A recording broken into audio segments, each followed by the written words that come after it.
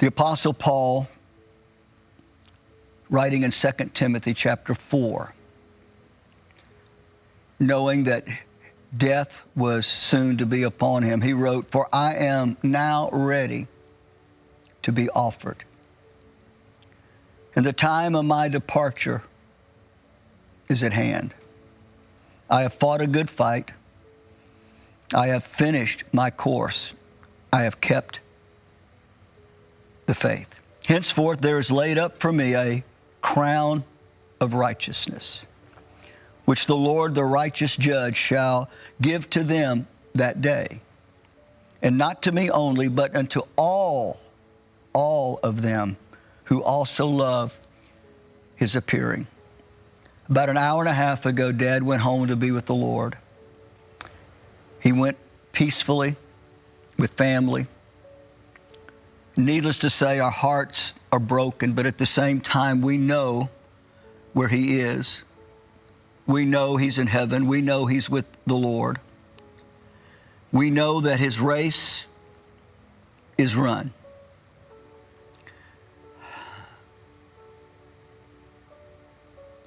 I just told our staff as I called them together in the main administration building and shared the news with them, and I made this statement: you know, I have no doubt in heaven that those that have gone on before that got saved through the ministry of my dad, that no doubt he's meeting a lot of them right now in glory. You know, Gabe and I, when we were at the hospital this morning, when knowing I was having to come over here and do this, you know, I told Gabriel, I said, I'm going to cancel the Bible-thon. And Mother heard me. She said, absolutely not. She said, this is your dad's vision. This is what God called him to do. I just want you to tell the people to honor him and his life and his ministry by helping make this the best Bible-thon we've ever had. And I made a promise to Dad just a few minutes ago. In that hospital room, I leaned over and in his ear, I said, Dad, I give you my word that Gabriel and I will continue the work just as the vision God gave you showed you. We will not stop distributing Bibles. We will not stop sharing the gospel. We will not stop proclaiming the message of Christ and him crucified. I'm going to ask you to be in prayer for the family. So thankful that all of the kids were able to be around his bed this morning. And we grieve, we sorrow, but we know he's better, in a better place. And so on that part, we rejoice. We will be making further announcements regarding celebration of life service, all of those things that we have been putting together, knowing that this day was coming sooner rather than later. My dad was a warrior. My dad was a preacher. He didn't want to be anything else except a preacher of the gospel. Matter of fact, Mother told us just a couple of days ago that right before all of this happened, that Dad 2 nights in a row woke her up as he was preaching in his sleep. That's what he was put on this earth to do. Oh, yes, he was a great singer, a great musician, but that is secondary. He was a great preacher of the gospel. Only heaven knows how many souls have been brought into the kingdom around the world through his life and his ministry. So please keep us in prayer, the family, especially Mother. The last 2 weeks have been, well, hard doesn't even that's not even the right word, but yet now it's going to be even harder.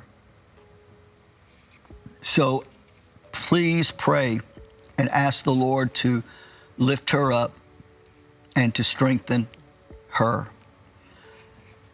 And I want to close with this. Though we may not know your name, though we may never have met you, if you would have been able to be in Baton Rouge on a Saturday morning during prayer meeting, and if you would have come into the sanctuary at Family Worship Center, you would have seen Dad sitting on the platform as in the chair that he always sat in, and you would hear him praying. He would implore to the Lord. He would bring up the needs of the ministry, praying for doors to be opened that heretofore had been closed as far as the expansion of the gospel. But sometime in that hour of praying, you would hear him begin to pray for you. I can hear him right now in my mind's eye as he would begin to pray, God bless our people. Lord, I thank you for those who stand with this ministry and help this ministry. Lord, those that are sick, he would implore the Lord, bring healing. Those who are brokenhearted, bring comfort. Those that have family troubles, bring peace. And he would just go on and on as he would implore the Lord on your behalf. And so I want you to know that. And once again, as I close, I relay Mother's wishes. Do not cancel the share-a-thon, Bible-thon, but continue on. And let's make this Bible-thon the greatest in Dad's history. Thank you so much. We love you. God bless. Hello guys, welcome back to our channel. Thanks for keeping around with us. We love you so much. Now we have sad news today as famed televangelist Jimmy Swaggart died on Tuesday, July 1st.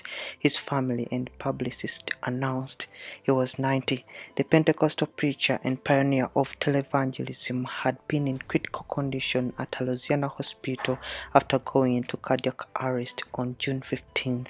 Family members said during a prayer service last month.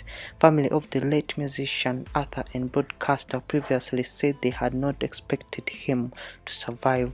Swaggart's 70-year-old son, Donnie, said his father was found about 8 a.m. at his home and revived before being taken to a local hospital. At the time of his death, he was a co-pastor of the Family Worship Center, which he founded. May his soul rest in eternal peace.